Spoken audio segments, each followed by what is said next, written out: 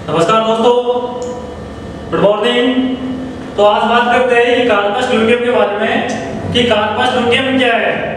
इसके बारे में आज हम बात करते हैं कि क्या होता है, पशुओं में क्या काम करता है और ये क्या नहीं करता, उसके बारे में आज देखते हैं कि कार्पस ल्यूटियम पहले सबसे पहले है क्या कि पिट्यूटरी ग्लैंड से निकलने वाला एलएच के प्रभाव से ओवरी में कार्पस ल्यूटियम बनता है, वह मैच्योर होता है। ये कहां पे होता है कि पिट्यूटरी ग्लैंड होती है, पिट्यूटरी ग्लैंड होती है उसमें बनता है और वहां से निकलने के बाद में एलएच के प्रभाव से ओवरी में कार्पस ल्यूटियम बनता है, वह मैच्योर होता है। शुरू में ओवरी की सतह पर हल्के खड्डे के रूप में होता है। शुरू में जब ओवरी होती है उस टाइम पे ये खड्डे के रूप में होता है, क्या कार्पस ल्यूटियम। 24 घंटे में ओवरी की सतह से ऊपर उठ जाता है, यानी 24 घंटे होते हैं तब ये ओवरी की सतह होती है उससे ऊपर उठ जाता है। लेकिन इसी बीच का भाग दबा रहता है जिससे ओवरी की सतह पर प्यालेनुमा सतह की तरह चिपका रहता है। गाय में सीएल की साइज गाय की सतह की ब्रीड और प्यूबर्टी एक्टिविटी पर निर्भर करती है। जो गाय में होती है इसकी सतह वो उसकी नस्ल पे और उसकी एक्टिविटी पर निर्भर करती है। इसकी चौड़ाई 1 सेंटीमीटर होती है। इसकी चौड़ाई कितनी होती है? 1 सेंटीमीटर किसकी? सीएल की। और शुरू में सीएल का रंग मांसल लाल होता है, इसका रंग मांसल लाल होता है, यानी लाल मांस की तरह होता है।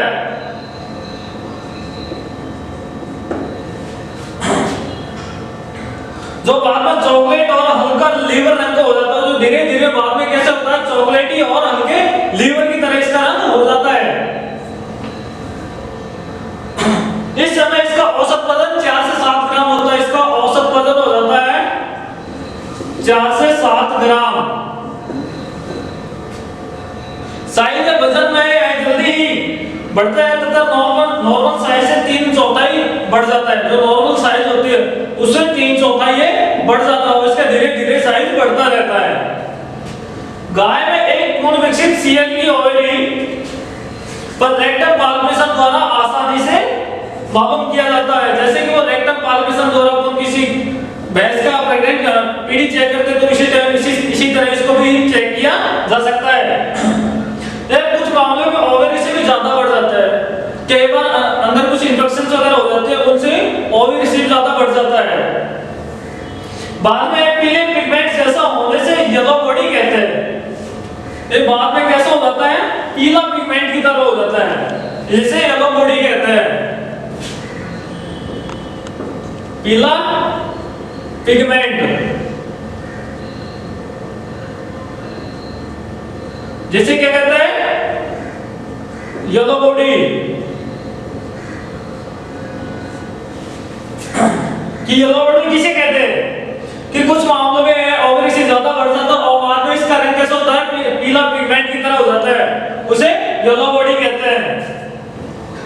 एक सीएल लगभग 16 दिन तक वृद्धि करता है। एक कार्पस ल्यूटियम होता है वो 16 दिन तक वृद्धि करता है और फिर धीरे धीरे सिकुड़ जाता है और धीरे धीरे वो खुद की अवस्था में आ जाता है और सफेद रंग का हो जाता है। फिर बाद में सफेद रंग का हो जाता है। पहले तो होता है पीला पिगमेंट की तरह और फिर 16 दिन तक ये बढ़ता है, उसके बाद में धीरे धीरे सिकुड़ता है, फिर इसका रंग कैसा हो जाता है? सफेद रंग की तरह हो जाता है। अब देखो पहले तो पीला पिगमेंट था, उसके बाद में 16 दिन तक वृद्धि की, फिर सिकुड़ा और बाद में सफेद रंग की तरह हो गया तथा ओवरी की सतह से नीचे दब जाता है, जिसे क्या कहते हैं? कार्पस एल्बिगन्स कहते हैं।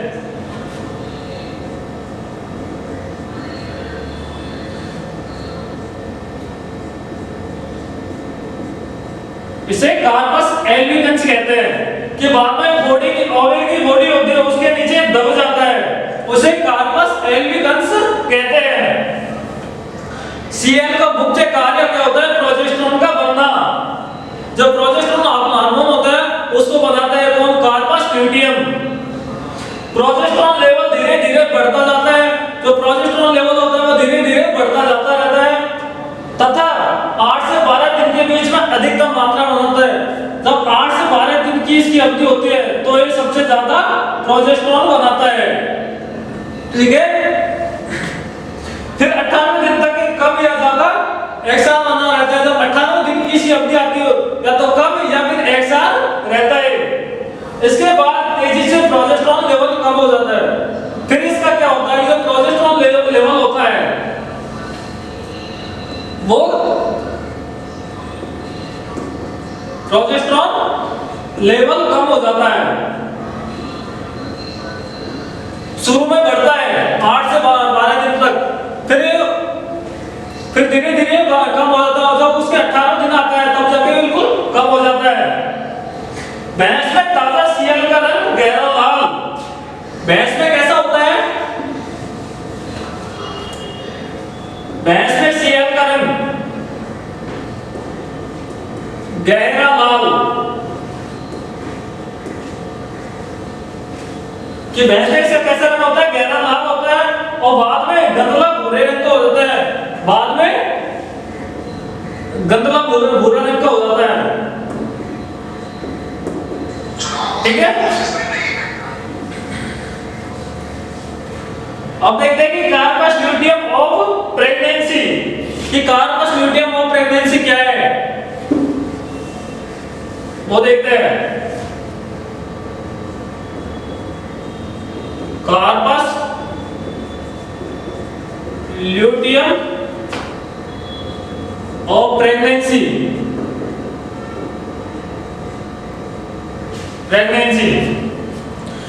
कि यदि गर्भधारण हो जाता है पशु के तो सीएल सिकुड़ता नहीं है। यदि पशु गर्भधारण हो गया तो सीएल सिकुड़ता नहीं है और आगे भी बराबर काम करता रहता है, जो आगे भी वो बराबर काम करता रहता है। यह कठोर भाग के रूप में ओवेरी की सतह पर धंसा रहता है, यानी कठोर भाग हो जाता है जो ओवेरी की सतह पर ये धंसा रहता है।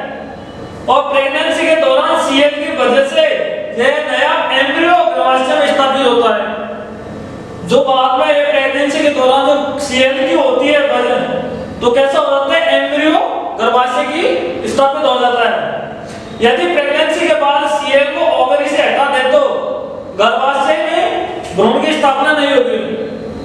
लेकिन प्रेगनेंसी के बाद में सीएल को वहां से हटा दे तो गर्भाशय में भ्रूण की स्थापना नहीं होगी, भ्रूण की स्थापना नहीं होगी वहां पे अगर सीएल को हटा देंगे तो। गर्भधारण के बाद अगली ईस्टर साइकिल के बीच तक सीएल की साइज बढ़ती जाती है। जो गर्भधारण हो जाता है उसके बाद जो ईस्टर साइकिल आती है उस टाइम पे सीएल की साइज बढ़ती रहती है। गाय में यदि गर्भधारण हो जाता है तो सीएल ईस्टर साइकिल के बीच की अवधि तक साइज में बढ़ता जाता है। जो सीएल की साइज होती है वो बीच की अवधि तक बढ़ता रहता है।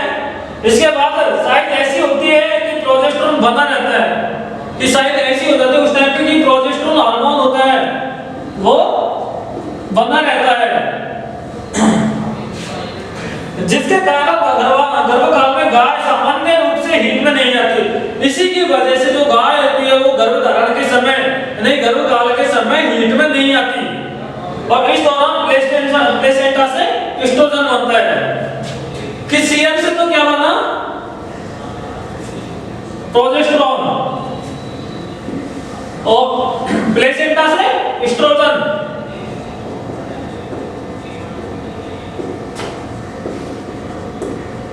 एस्ट्रोजन हार्मोन, कि सीएल से तो प्रोजेस्टेरॉन बना और प्लेसेंटा से एस्ट्रोजन हार्मोन बनता है। अब देखिए ओवुलेशन कैसे होता है, कि पशु में ओवुलेशन होता कैसे है।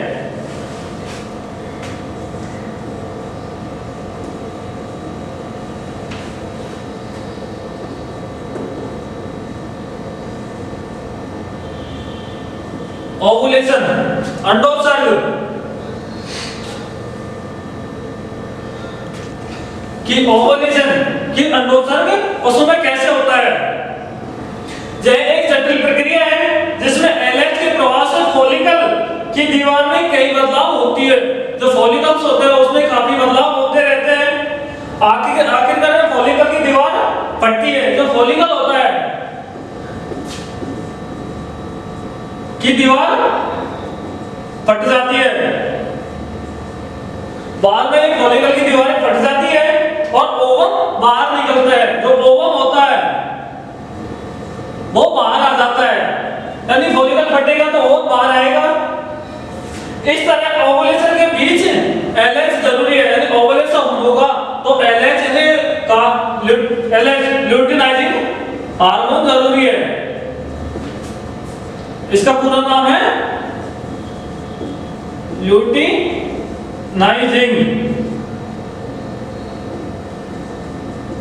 हार्मोन एलएच का, ये बहुत जरूरी है। इसके अलावा ओवुलेशन से पहले गोनेडोट्रोपिन हार्मोन के कारण फॉलिकल के फ्लूइड में प्रोजेस्टेरोन की मात्रा भी अस्थायी रूप से बढ़ती है। जो जीएनआरएच हार्मोन है, यानी गोनेडोट्रोपिन हार्मोन, उसमें क्या होता है कि प्रोजेस्टेरोन की मात्रा भी बढ़ती जाती है।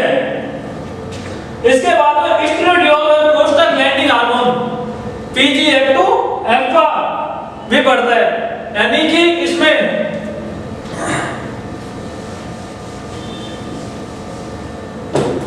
पीजीएफ2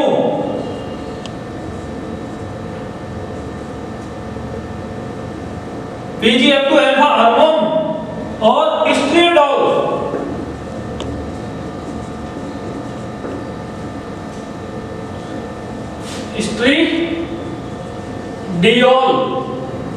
ये दोनों हार्मोन भी बढ़ते रहते हैं।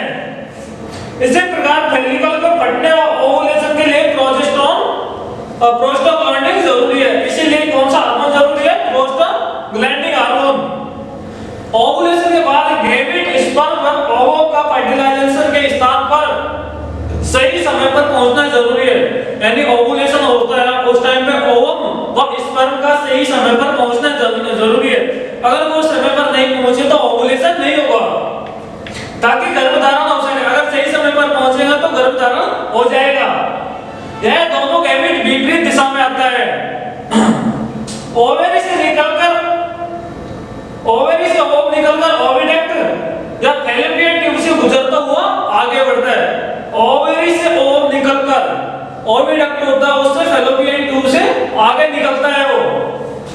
जबकि स्पर्म वेजाइना व सर्विक्स से होकर यूट्राइन हॉर्मोन ओविडक्ट की ओर बढ़ता है। जो स्पर्म होता है वो सर्विक्स और वेजाइना से निकलकर ओविडक्ट की तरफ, यानी फैलोपियन ट्यूब की तरफ जाता है, और तब वो सही समय पर पहुंच पाएंगे तभी ओवुलेशन होगा, यानी कि गर्भधारण होएगा, जहां की फर्टिलाइजेशन होता है। अगर वो दोनों सही समय पर मिल जाएंगे, इधर से स्पर्म और इधर से ओवम, ये सही समय पर मिल गए तो यहाँ पे फर्टिलाइजेशन होगा। कि गतिशील ओवम व स्पर्म की फर्टिलाइजेशन की जगह पहुंचना सफल रिप्रोडक्शन का एक अहम भाग है। यह दोनों विपरीत दिशाओं से एक जगह मिलने के लिए चलते हैं। उधर से तो ओवम आ रहा है और इधर से स्पर्म जा रहा है, तो विपरीत दिशा से आ रहे हैं, और दोनों विपरीत दिशा से सही समय पर मिलेंगे तो फर्टिलाइजेशन होगा। ओवम से ओवरी के नीचे की ओर ओविडक्ट की ओर बढ़ता है। जो ओवम होता है तो ओवरी से नीचे की तरफ जाएगा, ओविडक्ट की तरफ, और वहां पर बढ़ता जाता है। जबकि स्पर्म वेजाइना सर्विक्स के ऊपर की ओर यूट्रस के हॉर्न और ओविडक्ट की ओर बढ़ता है, जहां फर्टिलाइजेशन होता है। यानी ओवरी से तो ओव कहां जा रहा है? ओविडक्ट के नीचे की ओर, और स्पर्म सर्विक्स और वेजाइना से ओविडक्ट के ऊपर की ओर आ रहा है, तभी फर्टिलाइजेशन होता है। अब देखते हैं ओवरी से निकलकर फर्टिलाइजेशन की समय ओविडक्ट तक पहुंचने के लिए गाय में कितना टाइम लगता है। कि दोनों मिलते हैं तो उस टाइम में कितना टाइम लगता है? गाय में 90 घंटे, भेड़ बकरी में 72 घंटे। घोड़ी में 98 घंटे।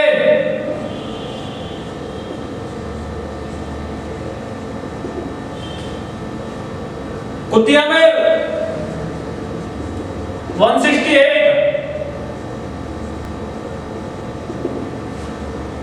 अब होती है स्त्री।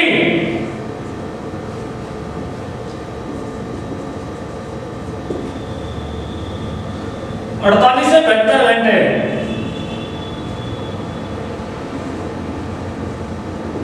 यानी कितना टाइम लगता है? गाय में तो होता है 90 घंटे फर्टिलाइजेशन होने में, यानी कि इतना टाइम लगता है ओवन को और पिस्टन पे मिलने पर। भेड़ में 72 घंटे, घोड़ी में 98 घंटे, कुतिया में 168 घंटा और स्त्री में 48 से 72 घंटे का टाइम लगता है। और कृत्रिम गर्भाधान में 3 से 4 मिनट बाद ही स्पर्म फैलोपियन ट्यूब तक पहुंच जाता है। जो अपन कृत्रिम करवाते हैं, एआई करवाते हैं, आर्टिफिशियल इंसेमिनेशन, उसमें 3 या 4 मिनट के अंदर ही वो दोनों मिल जाते हैं। अब देखते हैं कि अब आज का टॉपिक कितना हुआ और कल नए टॉपिक के बारे में बात करेंगे। ठीक है, सतर्क रहे। Click on the subscribe button to subscribe to our channel.